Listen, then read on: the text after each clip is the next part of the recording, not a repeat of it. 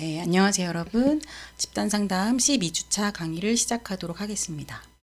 오늘은 집단 발달의 마지막 발달 단계인 통합 단계에 대해서 설명을 드릴 거고요. 통합 단계는 내용이 많지 않아서 첫 번째 영상에서 다루고 두 번째, 세 번째 영상은 이미 개발된 집단 프로그램을 안내해 드리는 그런 시간으로 갖도록 하겠습니다. 지난 시간까지 이제 집단 발달 첫 번째, 두 번째, 세 번째 단계까지를 다루었어요. 그래서 첫 번째 단계가 탐색 단계, 두 번째가 작업 단계, 세 번째가 생산 단계, 그리고 이제 마지막이 통합 단계입니다. 여러분 교재는 503쪽에 보시면 되고요. 통합 단계가 나와 있죠. 집단의 통합 단계는 집단원들이 집단에서의 경험학습 내용을 요약, 정리, 통합해서 일상생활에의 적용을 돕는 시기이다. 이렇게 나와 있어요. 그 얘기는 통합 단계 이전에 작업 단계나 생산 단계에서 그 집단원들이 각자 가지고 있는 자신의 어떤 이루고 싶은 목표를 달성하기 위해서 다양한 작업들도 하고 뭐 그렇게 통찰도 얻고 이렇게 지나왔을 텐데 그것들을 요약 정리해서 통합한다는 건 약간 뭐 종합한다 이렇게 생각하시면 좀 더 이해하기 쉬우실 것 같아요. 그래서 그 학습하고 훈련한 부분을 일상생활에 적용할 수 있도록 하는 그런 시기라고 보시면 되고요. 사실 이 통합 단계에는 종결 회기가 포함되게 되기 때문에 종결도 같이 생각을 해야 되겠죠. 이때 이제 집단의 종결이 일어나게 되는데요. 종결이라는 거는 보시면 그냥 완전 끝이다, 끝을 의미한다 라기보다는 종결은 새로운 시작을 지향한다 이렇게 나와 있어요. 우리가 뭔가 뭐 초등학교, 중학교, 고등학교를 졸업하면 완전 끝이 아니죠. 어떻게 보면 그 다음 단계로 가기 위한 새로운 시작이라고 볼 수도 있는데 이 집단의 종결도 종결 이후의 삶을 변화된 삶을 살기 위한 어떻게 보면 새로운 시작을 의미할 수가 있습니다. 그래서 이때 이제 종결이 있기 때문에 집단원 분들이 종결에서 어떤 행동 패턴을 보이게 돼요. 근데 이 행동 패턴이라는 건 뭐냐면, 종결이라는 거를 새로운 시작이라고 받아들일 수도 있지만, 그것보다는 뭔가 끝이거나 이별, 뭔가 함께하던 존재들의 상실, 이렇게 이제 받아들일 수 있거든요. 그럼 이렇게 받아들이게 되면, 좀 서운한 마음도 들고, 고통스러운 마음이 들 수도 있고요. 그리고 이 종결을 상실이라고 느끼는 분들은 과거에 본인이 겪었던 상실의 어떤 미해결된 감정들이 올라올 수 있습니다. 그런 게 올라올 수도 있고 또 종결을 너무 슬퍼하는 경우도 있을 수 있어요. 어쨌든 이런 모습들이 나타날 수 있는데 이때 집단원들이 또 어떻게 그거에 스스로 대처하는지 그런 부분도 통합 단계에서 눈여겨볼 수 있을 것 같습니다.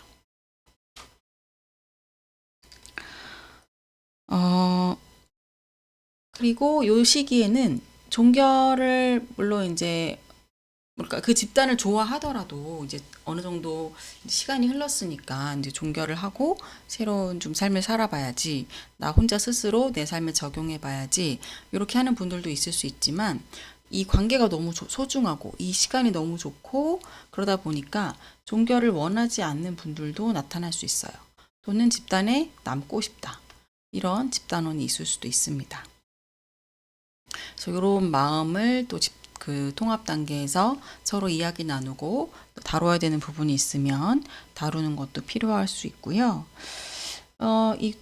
몇 회기 정도를 통합 단계라고 보느냐 이제 교재에 나와 있는데 총 이제 10회기라고 가정을 했을 때 9에서 10회기 2회기 정도를 통합 단계라고 생각하고 보시면 될 것 같아요. 그래서 이제 9회기 때 조금 정리를 하기 시작해서 10회기 이제 종결회기를 가지면서 마무리를 맺을 수 있도록 이렇게 생각을 하시면 될 것 같고요. 그래서 이제 503쪽 맨 밑에 단락 보시면 이 통합 단계에서 집단원들은 이 집단의 경험이 자신에게 어떤 의미였는지, 앞으로 어떤 삶을 살고 싶은지 이런 이야기를 서로 이제 나눌 수가 있는 거고요. 이제 여기서 좀 예상치 못한 그런 반응들이 또 나타날 수가 있는데요. 보시면 전체 다는 안 그러겠지만 일부의 집단원 분들은 갑자기 다른 집단원들과 거리두기 행동을 하는 분들이 계십니다. 왜 이렇게 거리두기를 할까? 그 이유는 이제 종결을 이제 이별처럼 받아들이다 보니까 헤어질 때 이제 슬프고 힘들고 서운하고 이렇잖아요. 그래서 더 쉽게 떠나기 위해서 어떻게 보면 방어적인 모습이죠. 오히려 집단원들하고 거리를 더 둔다거나, 또 두 번째로는 문제가 많은 것처럼 행동할 수 있어요. 그러니까 이 사람의 문제가 어느 정도 많이 해결이 되고 다뤄졌다고 생각을 했는데 9회기쯤에 저 이러이런 문제가 있어요. 저런 문제가 있어요. 그러면서 자신의 문제를 더 막 부각시키는 거죠. 이거는 왜 이렇게 행동을 할까요?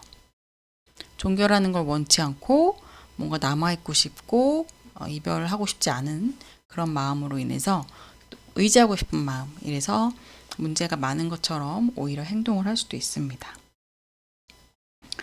또는 자신이나 다른 집단원의 성취를 깎아내리는 이런 모습이 나타나기도 해요. 이것도 역시 뭔가 이렇게 딱 끝하기에는 아쉬운 마음이 크다 보니까 아직 우리가 많이 부족한 것 같은데, 아직 해야 할 게 더 많은 것 같은데, 이번 집단에서 한 게 별로 미약한 것 같은데, 이런 마음을 이제 갖는 거죠. 남아있고 싶은 마음, 이런 게 이 깎아내리기에도 영향을 주지 않았을까, 이렇게 생각이 듭니다. 자, 그리고 이제 마지막에 보시면 삶에서 부정적이거나 건강하지 못한 이별을 겪은 집단원들이 있을 수 있는데, 이분들은 이 종결 자체를 어떤 또 다른 버려짐으로 받아들이기도 합니다. 그러면 종결을 남들보다 좀 더 크게 상실감으로 경험할 수 있는 건데요. 물론 삶에서 어떤 이별을 겪는다는 거는 좋기만 하진 않죠. 물론 정말 내가 싫어하는 사람하고 이별을 했다 그러면 홀가분할 수 있겠지만, 나하고 가깝고 나에게 의미 있는 사람하고 관계에서 이별을 겪는다는 건 누구에게나 슬프고 서운하고 아쉬운 그런 일일 수 있어요.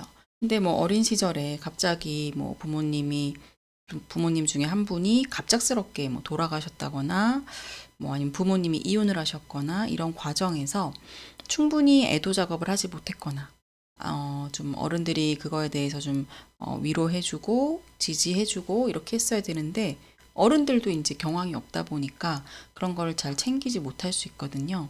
그래서 그런 경험을 마음속에 이제 미해결된 경험으로 가지고 있던 분들은 이 종결을 한다는 게 뭔가 내가 버려지는 것처럼, 그래서 좀 크게 상실감을 경험하실 수도 있습니다. 그러면 집단원이 이런 상실감을 경험했을 때 우리가 어떻게 대처를 해야 될까? 우리 종결을 하는 거를 안 할 수도 없고, 그래서 그때는 집단의 기본은 그거예요.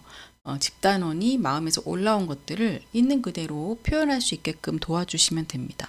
그래서 그걸 있는 그대로 이렇게 표현을 하고, 그거에 대해서 왜 이런 마음이 크게 드는지 과거 경험도 좀 탐색하면서 미해결된 것들, 그런 부정적인 이별 경험을 좀 다뤄주면 이 상실감이 좀 잦아들게 되거든요. 그래서 집단은 너무 어렵게 생각하시지 마시고, 어떤 집단원이 어떤 리더가 예상치 못한 감정이나 생각이나 이런 것들을 표출을 했을 때는 일단 있는 그대로 충분히 표현할 수 있도록을 도와줘야 돼요. 근데 이 있는 그대로 표현한다는 거 좀 헷갈리시면 안 되는 게, 무조건 솔직하게 말하는 건 아닙니다. 솔직하게 말한다고 해서 화가 난다고 화를 막 내는 거는 있는 그대로 표현한다기보다는 좀 감정에 압도돼서 반응하는 거라고 볼 수 있고요. 정말 지금 저의 마음에 이것 때문에 화가 많이 올라옵니다. 이렇게 숨기거나 억압하지 않고 표현은 하되, 이 감정을 이렇게 머금고, 그러니까 완전 압도가 돼서 눈이 이렇게 확 돌아가는 것처럼 압도가 되는 게 아니라 나에게 올라온 이 감정을 관찰하면서 표현할 수 있으면 되는 거거든요. 네, 그리고 관련 경험, 관련 미해결 경험을 탐색해서 작업을 합니다. 이 작업을 하는 거는 미해결 경험을 이제 같이 찾고 그거에 대해서 구체적으로 듣고, 구체적으로 들으면 뭐가 된다고 했어요? 공감도 되고 이해도 된다. 이해가 잘 안 되는 건 아직 덜 들었거나 덜 들어서 그럴 가능성이 높습니다. 이렇게 한 다음에 그러면 이제 내담자가 어떤 성찰이나 변화를 겪으면서 처음에 느꼈던 이게 좀 이렇게 좀 잦아든 그런 느낌으로 갈 수 있는 거죠. 그래서 뭐 한 번 작업했다고 바로 확 사라지기는 쉽지는 않으니까요. 네. 그 설명을 좀 드렸고 넘어갈게요. 통합 단계의 특징인데요. 통합 단계 특징은 크게 두 가지가 나와 있네요. 첫 번째는 복합적 감정을 경험한다는 거예요. 복합적 감정. 여러분도 이별에 대해서 여러 가지 감정을 경험할 수가 있는데, 뭐 예를 들면 제가 예전에 읽었던 책 중에 이별을 잘 극복하는, 연인 간의 관계에서 이별을 잘 극복하는 것과 관련된 책이었어요. 너무 오래돼서 제목은 기억이 안 나는데 그 책에서 얘기했던 게 좀 인상적이었어요. 이별을 하면 여러분 어떤 감정을 느낄 것 같으세요? 일단 슬픔. 근데 슬픔만 있진 않아요. 뭐 고마움, 미련이 남기도 하고요. 아쉬운 마음도 들고요. 뭐 분노를 할 수 있죠. 내가 좀 버림받은 것 같을 때는. 또는 뭐 홀가분한 마음도 들 수 있고요. 이렇게 여러 가지를 이별 시에 우리가 경험한다는 거예요. 근데 이 감정들을 모두 다 느끼고 알아차리고 스스로 그거를 잘 표현한다? 그러니까 뭐 표현한다고 해서 뭐 고맙다고 해서 뭐 고마워 뭐 이렇게 하라는 건 아니지만 그냥 나에게 이 감정이 올라오는구나. 내가 이 사람에게 참 지금 고마움을 느끼는구나. 하지만 나에게 아쉬움과 미련도 있구나. 그러니까 이 모든 감정들을 자유롭게 느끼면 이별에서 빨리 이별의 후유증에서 빨리 벗어날 수 있다. 이런 얘기를 책에서 읽은 기억이 나거든요. 그만큼 우리는 종결이라는 것, 끝이라는 거에서 복합적인 감정을 경험을 하게 됩니다.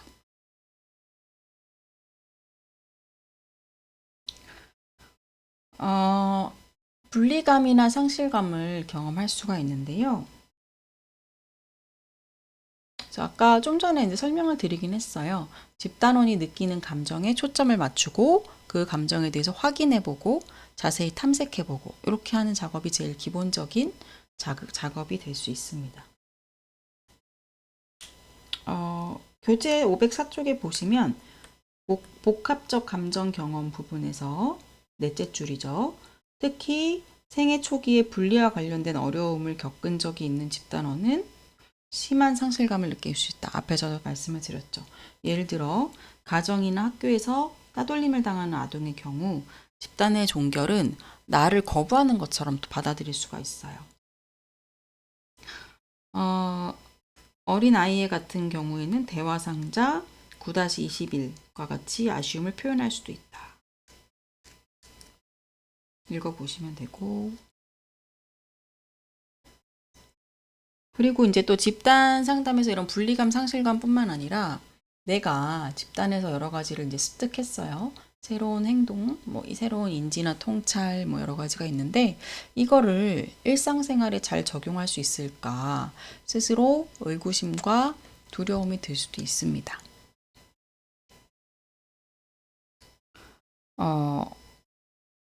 그래서 내가 이제 집단에서 배운 것들이 이렇게 있네, 나 이렇게 좀 달라졌네 하면서 성취감도 느끼지만 동시에 나 이거 잘할 수 있을까? 이런 불안이 같이 올라오는 건데, 그래서 이럴 때는 일단 제가 말씀드린 것처럼 복합적인 감정, 여러 감정을 다 표현할 수 있도록 도와주고, 네.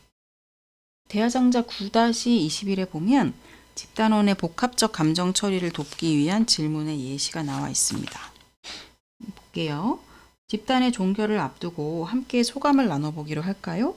이렇게 소감을 나누면 이 종결에서 느끼는 여러 감정들을 집단원들이 표출할 수 있게 되겠죠. 이제 종결이 일주일 앞으로 다가왔는데 어떤 느낌이 드나요? 집단을 떠나게 되면서 느껴지는 슬픔을 과거에도 경험해 본 적이 있다면 그 경험에 관해 이야기해 보기로 할까요? 이렇게 함으로써 과거에 해결되지 못한 상실 경험, 부정적인 이별, 이거를 작업을 이제 시도할 수가 있고요. 여러분은 다른 집단원과 어떤 감정을 나눴나요? 이렇게 해서 감정을 좀 자유롭게 표출할 수 있는 그런 기회를 마련해 주는 게 중요합니다.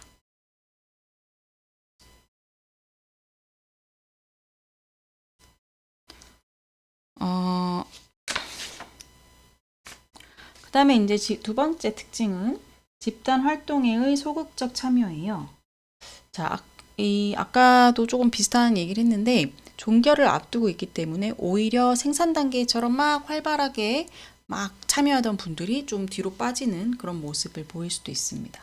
종결을 우리도 이제 친하게 지내던 친구인데 반이 바뀐다는 걸 알게 되면 약간 좀 마음의 준비를 해야 하잖아요. 왜냐면 헤어질 때 너무 슬프기 싫으니까 미리부터 약간 마음을 좀 거리를 두고 하는 그런 게 생길 수 있는데 종결을 예상하면서 집단 활동에 냉담해지거나 소극적이 되거나 이별에 대해서 좀 이별이 싫으니까 이런 모습들이 나타나는 거죠.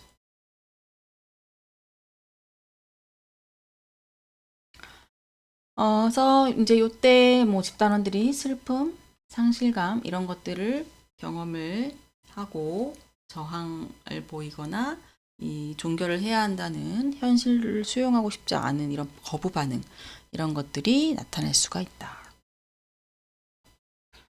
통합 단계에는 이제 종결이라는 회기가 있어요. 근데 이 종결 회기는 또 구체적으로 봐야 되는 부분들이 있기 때문에 통합 단계랑 별도로 다음 주차 13주차에 종결은 별도로 설명을 드리도록 할 거거든요.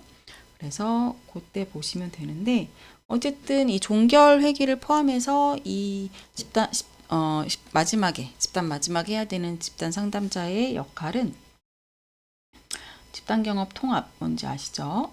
복합적 감정 처리 말씀드렸고 혹시라도 미결 사안이 있으면 종결 전에 해소를 하셔야 됩니다.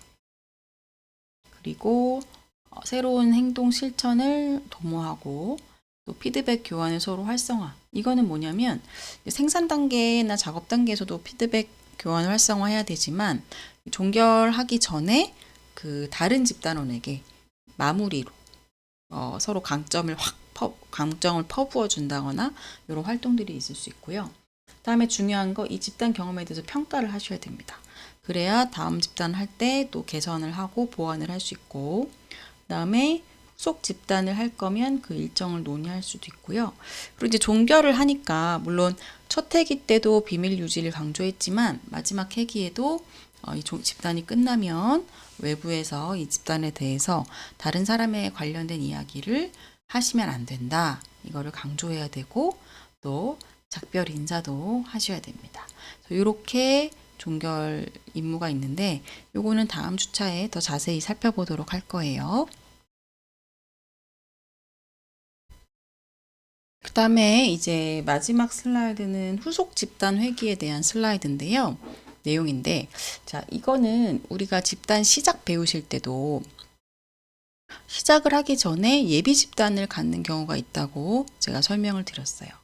그래서 그것도 필수적인 건 아니고 어떤 상황적으로 가능할 때, 왜냐면은 집단 1회기를 하기 전에 집단원을 모두 다 그 같은 시간에 한 자리에 모아서 예비 집단을 하는 게 현실적으로 조금 뭐 시간 맞추기나 등등 어려울 수 있기 때문에 그래서 그러니까 뭐 꼭 필요하고 현실적 여건이 가능할 때 예비 집단 할 수 있다라고 말씀을 드렸는데 이 종결에도 마찬가지입니다. 이 후속 집단은 이 후속 집단 회기를 운영하는 집단도 있고 따로 운영하지 않는 집단들도 있어요.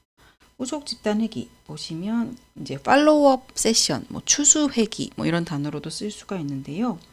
이 집단은 최종 회기까지 완전히 종결되고 나서 뭐 한 달이면 한 달, 두 달이면 두 달, 어느 정도 시간이 흐른 다음에 집단원들이 계속해서 잘 지내고 있는지 상태를 점검하기 위한 모임입니다.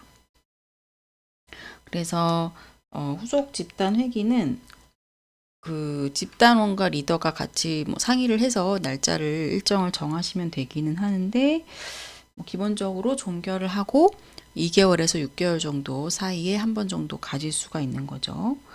이때는 뭔가 뭐 작업 단계나 생산 단계처럼 어떤 작업을 이렇게 깊이 있게 하기보다는 종결 후에 배운 내용이나 습득한 내용을 일상생활에 잘 적용하면서 살아가고 있는지, 그러니까 집단원이 어떻게 지내고 있는지를 점검하는 그런 시간이라고 보시면 될 것 같아요. 그 비슷하게 우리 나는 솔로 많이들 보시는지 모르겠는데 나는 솔로 기수별로 이렇게 하고 나서 딱 끝나고 그러니까 방영이 끝나면 유튜브에 또 라이브 방송이 올라옵니다. 그 라이브 방송은 뭐예요? 그렇게 커플이 되기도 하고 커플이 안 되기도 했는데 한 몇 달 있다가 다시 모여서 뭐 커플이 유지되고 있나, 그 안에 또 다른 커플이 생기지 않았나, 뭐 이런 것들 점검하는 것처럼 이 후속 집단 회기는 그거랑 비슷하게 생각하시면 이해가 쉬우실 거예요.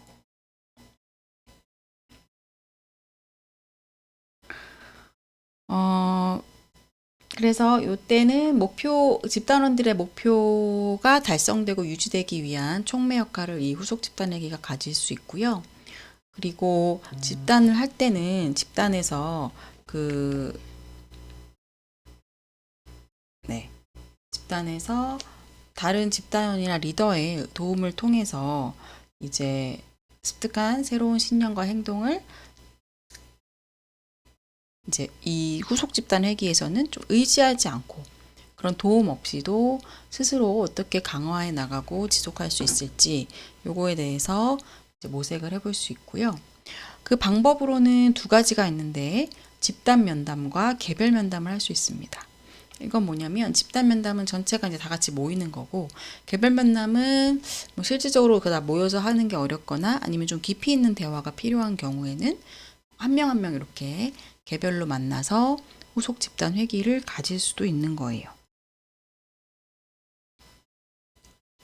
집단 면담에서 집단으로 모였다. 후속 집단이. 그랬을 때 다 같이 모여서 서로 각자 자신의 목표를 얼마큼 수행했는지, 이제 종결할 때 앞으로 이렇게 살겠습니다. 이렇게 얘기를 했는데 그거를 어느 정도 충족시켰는지 이거를 이제 평가하는 그런 시간을 가지게 되고요. 그리고 이 과정에서 집단원들이 너무 과도하게 스스로에게 목표나 기대를 가지고 있다. 그러면 집단 리더는 그걸 현실적인 수준으로 조정해주는 그런 역할을 하기도 합니다. 뭐 교재에 좀 구체적인 내용들 나오니까 한번 읽어보시면 될 것 같은데 집단 상담이 삶에 미친 영향력을 평가하는 질문지를 써보게 한다거나 뭐 다양한 활동들로 구성을 해볼 수 있을 것 같아요. 그 다음에 이제 개별 면담인데요. 개별 면담은 한 명 한 명 만나려니까 시간이 많이 들어요. 8명이면 8시간, 뭐 1시간까지는 안 만나더라도 하지만 이제 1대1이기 때문에 좀 더 집중적이고 깊이 있는 대화를 할 수가 있다. 그런 점에서 장점이 있습니다. 이 개별 면담은 구조화 방식이나 비구조화 방식 두 가지로 나눠서 할 수가 있는데요. 물론 집단 면담도 마찬가지겠죠. 사전에 뭐 질문지나 활동을 설정하고 하는 구조화로 할 수도 있고 그냥 자유롭게 얘기를 하는 비구조화로도 진행을 할 수가 있어요. 그래서 집단원들이 좀 자유롭게 이야기할 수 있는, 그러면서도 좀 통합 단계의 성과를 계속 유지할 수 있도록 도와주는 그런 시간이라고 보시면 될 것 같습니다. 그 다음에 교재 마지막 509쪽 보시면 집단 상담자의 의무 이렇게 되어 있어요. 요거 후속 집단 회기에서의 임무를 이제 설명을 하고 있는 건데 각자 이거 읽어보시면 될 것 같아요. 두 번째 단락 보시면 좀 요약식으로 잘 나와 있거든요. 그래서 이 내용을 읽어보시고 참고하시면 될 것 같습니다. 그럼 통합 단계는 여기까지 하도록 하고요. 다음 13주차 때는 집단 종결에 대해서 설명하도록 하겠습니다.